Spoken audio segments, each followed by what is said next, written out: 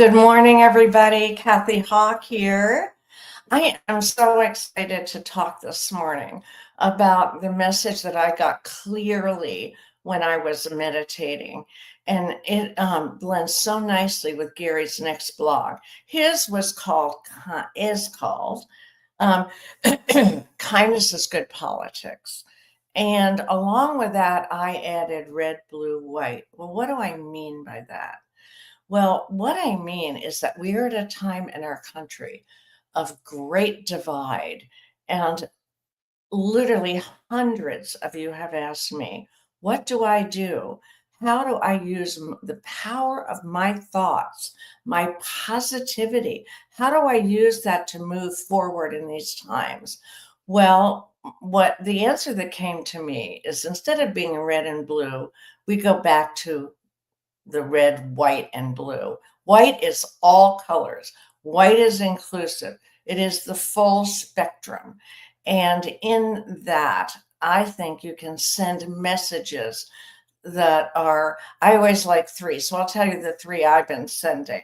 So the first one that I've been sending is I imagine, because that's how you do intentions, I imagine our Constitution holding. That's one, and I see it strong.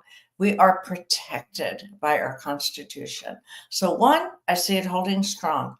Two, I see our courts holding strong. They are empowered to protect us through the executive branch and others. So I see them holding strong and doing their job that they've done for 250 years. My gosh. So, and then the third is I empowering members of Congress to use their best wisdom and choices in defending the Constitution and the executive branch. Those are three things that I can send that are powered that don't choose sides. There's no side in that. It doesn't say who's sitting in the White House. It says, what do we want to have happen? And the way the Constitution is written, regardless of who's sitting in the White House, it should help them. That's why it's there. So that leads us into Gary's blog about kindness. And you'll read it. It's coming up. It's excellent. And the card, of course, in clarity that got selected to go with this is kindness. And let me read the message and how the clarity message of kindness relates to red, blue, white, and the three empowering thoughts that we can send into our leadership in the country. So choose kindness versus criticism. So kindness means accepting people as they are and relating to them from compassion and empathy. It results in discernment and unity.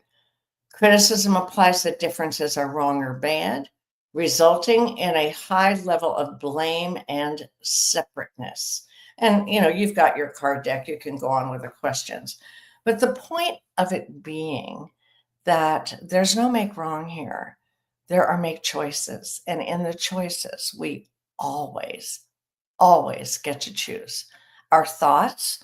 And as they travel, what's the intention we want for them? So, with loving kindness, high choice, and lots of thoughts, I will close this for you.